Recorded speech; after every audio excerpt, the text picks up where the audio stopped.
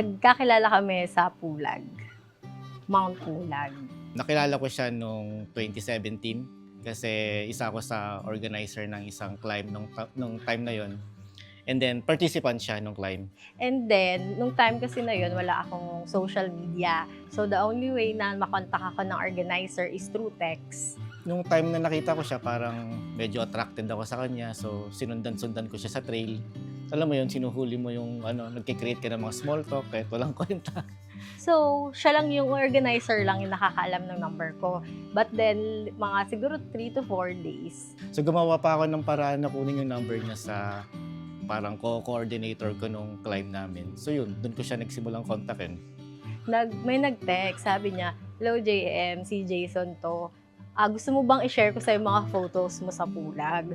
So na-curious ako kasi wala naman ako masyadong photos coming from other people's phone. So sabi ko, okay, desinan ko yung Gmail ko. So from there, nagsimula kami mag-Google Hangout chat kasi wala akong Facebook and Messenger that time. So, and the rest is history na. My eyes, been staring at the ceiling for a while, and my heart's got this feeling.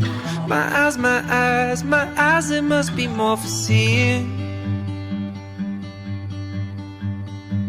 And I know that everybody's dreaming. Mahal, naaalala mo ba nung una mo akong makita sa mga Pulag? Lagi kang nakasunod sa akin.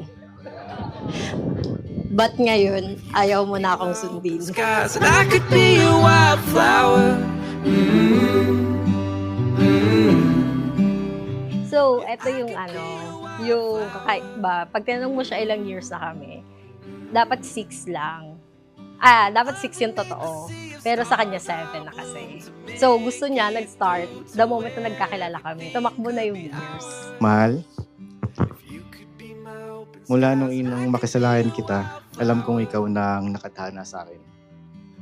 Kung maalala mo, isinasama ko sa anniversary natin yung araw na nakita kita pero hindi pa tayo. Ganun ako kasigurado nun, kaya naman sinasama ko yun lagi sa bilang.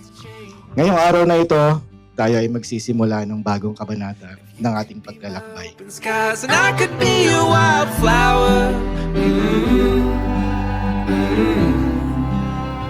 Yeah, I could be a wildflower.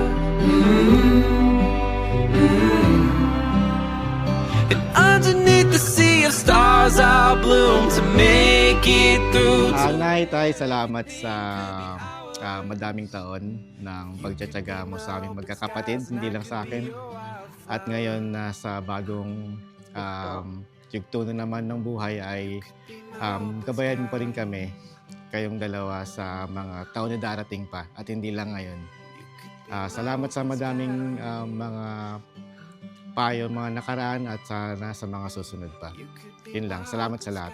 Jason, they take a JM to be your lovely wedded wife, to have to hold from this day forward, for better and for worse, for richer and for poor, in sickness and in health, to love and to cherish, till death do you part. I do.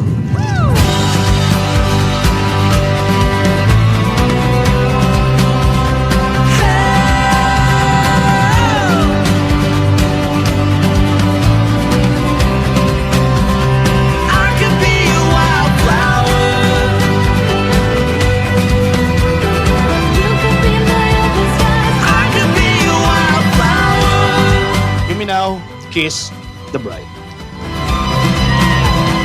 I could be a wildflower.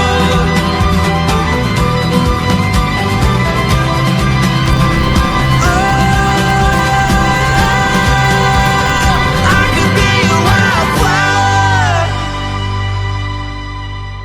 Hindi man naging madali ang daang ating tinahak. Hindi ka bumitaw. Hindi tayo bumitaw. At ngayon, andito na tayo. Pangako, andito ako para sa'yo. Sasamahan ka sa lahat ng daan ng ating buhay.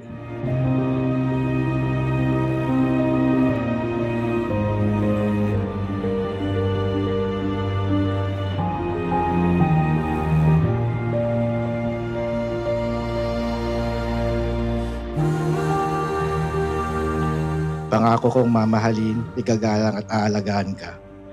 Ako ay narito upang suportahan ka sa lahat ng bagay. Pangako kong ako'y laging sayo at lalagi kasama mo.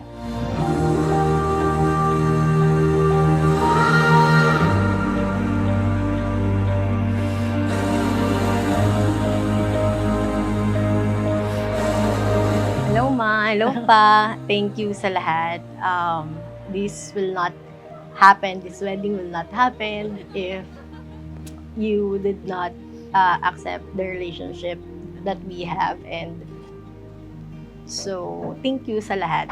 I mean, I owe you everything, and I owe everything that I owe now, and the position where I am now. It's all because of your sacrifices, and thank you. JM, Ditika Jason to be your lovely wedded husband, to have to hold from this day forward, for better, for worse, for richer, for poor, in sickness and in health, to love and to cherish till death do you part. Ay.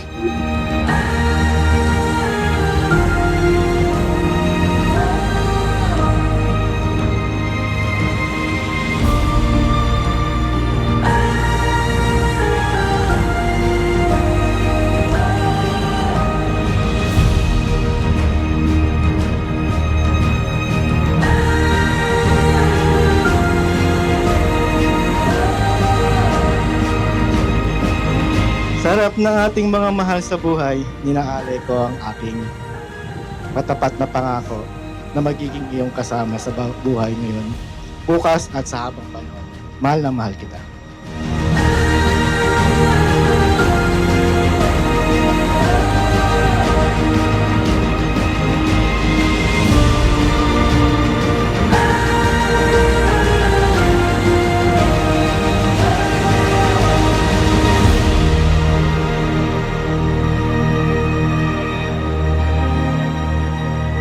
Walang lugar o bansa ang tutumbas sa paglalakbay ng buhay kasama ka. Handa na ako sa bagong yugto ng ating kwento. Mahal na mahal kita.